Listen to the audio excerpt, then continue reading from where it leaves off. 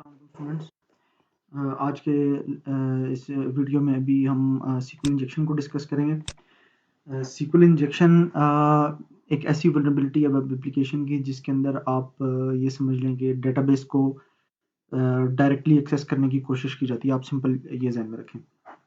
अभी एक्चुअल में तो डेटाबेस डायरेक्टली एक्सेस नहीं होता, लेकिन अंडरस्टैंडिंग के लिए मैं आपको सिंपली बता रहा हूँ, क्योंकि सीक्वल है तो सीक्वल मीन्स के डेटाबेस से रिलेटेड है। सीक्वल इंजेक्शन देखें, एसक्यूएल का मतलब क्या है? एसक्यूएल वो लैंग्वेज है जिसके थ्रू आप डेटाबेस के ऊपर क्यूरीज परफॉर्म करते हैं।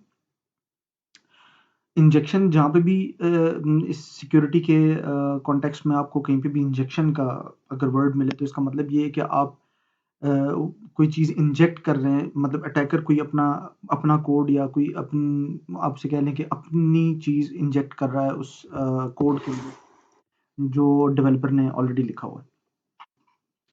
अच्छा, अब सीक्वल इंजेक्शन का मतलब ये है कि ऑब्वियस सी बात है, जिस तरह अभी हमने लास्ट देखा क्रॉस सेट स्क्रिप्टिंग के अंदर, तो क्रॉस सेट स्क्रिप्टिंग के अंदर अटैकर क्या कर रहा था कि कोई स्क्रिप्ट इंजेक्ट कर रहा था वेब पेज के अंदर जो एग्जीक्यूट हो जाता था यूजिंग जावास्क्रिप्ट। लेकिन सीक्वल इंजेक्शन में अटैकर क्या कर रहा होता है? अटैकर सीक्वल की क्यूरीज को इंजेक्ट कर रहा होता है वेबसाइट के अंदर जो बैकएंड पे जो डेटाबेस है, सर्वर है, उसके ऊपर एग्जीक्यूट हो रही होती है। अच्छा, अब आप ये सोच रहे होंगे कि कोई तो ऐसा इंटरफेस होता ही नहीं है मीन्स के वेब एप्लीकेशन के ऊपर जहाँ से अटैकर कोई क्यूरी इंजेक्ट कर सके कोड के अंदर। तो इसको अंडरस्टैंड करने के लिए सिंपल एक लॉगिन फॉर्म अपने माइंड में रखें। जब आप वेब एप्लीकेशन लिखते हैं तो और उसकी डीबी के साथ कनेक्टिविटी करते हैं, अगर आपने लॉगिन फॉर्म बनाया तो उसके अंदर आपके पास दो फील्ड्स होती हैं, यूज़र नेम और पासवर्ड। अब उस यूज़र नेम और पासवर्ड को डेटाबेस से चेक करने के लिए आप एक सिंपल क्यूरी लिखते हैं। फॉर एग्जांपल,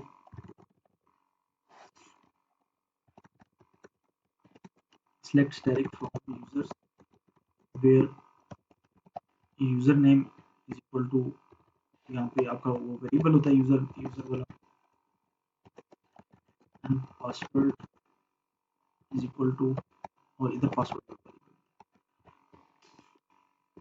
अब ये लॉगिन फॉर्म के जब सबमिट का बटन प्रेस करते हैं आप लोग, तो सबमिट के बटन के ऊपर बैकएंड पे आपने ये कोड लिखा होता है कि यूजर ने जो भी यूजर नेम और पासवर्ड सबमिट किया है वो डेटाबेस में इस क्यूरी के अंदर पॉपुलेट होगा। फॉर एग्जांपल, अगर यूजर ने यूजर नेम और पासवर्ड में लिखा है, फॉर एग्जांपल यूजर में लिखा है उसने एडमिन, पासवर्ड उसने लिखा है पासवर्ड 123, तो ये एडमिन जो है ये बेसिकली इस यूज़र की जगह आ रहा होता है। अब इसी क्यूरी को अगर हम देखें कि ये कैसे बन जाएगी after submitting this user name and password, तो इस यूज़र वाले वेरिएबल में एडमिन होगा एंड पासवर्ड वाले वेरिएबल में पासवर्ड 123 होगा। ठीक है। अच्छा, अब ओरिजिनल क्यूरी ये थी, आपने जो input the admin and password 123, तो वो बैकएंड पे ये क्यूरी बनती है जो कि एग्जीक्यूट होती है डेटाबेस में। अब जब इस क्यूरी का रिस्पॉन्स ट्रू आता है तो इट मीन्स कि यूज़र नेम और पासवर्ड जो यूज़र ने एंटर किया है वो वैलिड है, तो वो आपको लॉगिन कर देता है। इसको सिंपल समझने के लिए कि आप देखें, अटैकर ने कोई भी चीज़ जब इंजेक्ट करनी होती है, मैंने उस क्रॉस सेट स्क्रिप्टिंग के वक्त भी बताया था कि अटैकर ने जब भी कोई चीज़ इंजेक्ट करनी होती है वेबसाइट के अंदर, अपनी कोई भी उसने इंटरप्शन करनी होती है, तो उसे कोई इनपुट फील्ड चाहिए होती है जिससे वो अपनी इनपुट दे सके वेब एप्लीकेशन को जो बैकएंड पे जाके एग्जीक्यूट होती है। अभी जिस तरह आपने देखा कि ये यूज़र नेम की फील्ड में उसने एडमिन दिया और पासवर्ड की फील्ड में उसने पासवर्ड 123 लिखा, तो वो बैकएंड पे इस तरह से क्यूरी चेंज कर रहा होता है। अच्छा, अब अगर अटैकर इस यूज़र नेम एंड पासवर्ड की बजाय फॉर एग्जांपल कोई ऐसी चीज़ लिखता है जो खुद एक सीक्वल की क्यूरी है, तो उससे क्या होगा वो हम देखते हैं। फॉर एग्जांपल, अटैकर यहाँ पे लिखता है और 1 is equal to 1, simple example आपको दे रहा हूँ, और 1 इज इक्वल टू 1, और पासवर्ड में भी लिखता है और 1 इज इक्वल टू 1। ठीक है।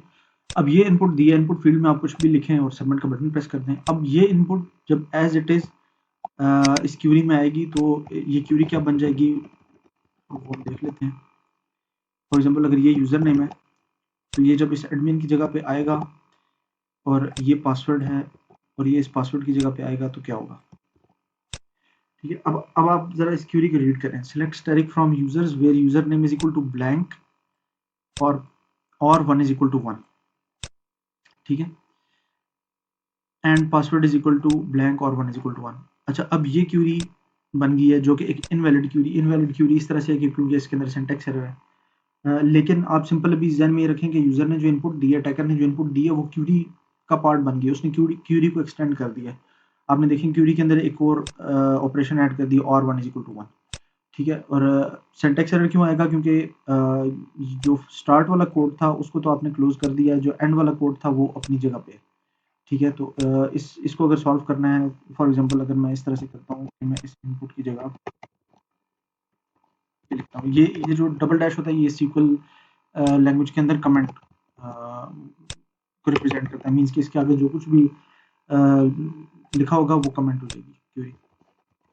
अभी हम इस इनपुट को इंसर्ट करके देखते हैं इसके अंदर जो ओरिजिनल क्यूरी थी, तो फिर देखते हैं कि क्या क्यूरी बनेगी, ठीक है। अब देखें क्यूरी क्या बनी है। सिर्फ आप यूज़र नेम और पासवर्ड में अब आप कुछ भी डाल दें। अब आप जब सबमिट करेंगे तो क्यूरी ज़रा स्टार्ट से पढ़ें क्या बनी। Select static from users where user name is equal to blank और 1 इज इक्वल टू 1 कमेंट। इसका मतलब है इसके बाद जितनी भी क्यूरी लिखी हुई है, जो क्यूरी का बाकी पोर्शन है वो कमेंट हो जाएगा, मीन्स कि ये एग्जीक्यूट नहीं होगा। सिर्फ क्या एग्जीक्यूट होगा? जो ये वाली सिलेक्टेड क्यूरी का पार्ट है ये एग्जीक्यूट होगा। अब जब ये क्यूरी एग्जीक्यूट होगी तो क्या होगा? जब ये क्यूरी एग्जीक्यूट होगी तो डेटाबेस के अंदर वो चेक करेगा जहाँ पे यूजर नेम ब्लैंक है, ब्लैंक यूजर नेम मोस्टली नहीं होता डेटाबेस के अंदर, और 1 इज इक्वल टू 1। अब इससे क्या होगा कि ये वाली जो फर्स्ट कंडीशन है, user name is equal to blank वाली, ये फुलफिल नहीं होगी। और सेकंड कंडीशन है और 1 इज इक्वल टू 1, 1 हमेशा 1 के इक्वल होता है, तो ये ट्रू हो जाएगी। जब ये ट्रू होगा तो यूज़र जो है लॉगिन हो जाएगा वेब एप्लीकेशन के अंदर। तो आप यूँ समझ लें कि ये जो वेब एप्लीकेशन का लॉगिन अगर इस तरह की क्यूरी से बना हुआ है तो वो लॉगिन बाईपास हो जाएगा। तो सिंपल अंडरस्टैंड करने के लिए ये SQL इंजेक्शन है। अब बाकी इसमें मज़ीद क्या होता है कि आप ऑटोमेटेड टूल्स यूज़ करते हैं जो बेसिकली इसी जगह के ऊपर एक्सटेंडेड क्यूरीज ऐड कर रहा होता है, जो पूरी डेटाबेस आपको निकाल के दे देते हैं। उससे आप कोई सारे टेबल्स निकाल सकते हैं, उनमें जो डाटा पड़ा हुआ है वो आप निकाल सकते हो। मतलब आप सारे डेटाबेस के ऑपरेशंस परफॉर्म कर सकते हैं। तो ये SQL इंजेक्शन है, इसका बेसिक कॉन्सेप्ट ये था।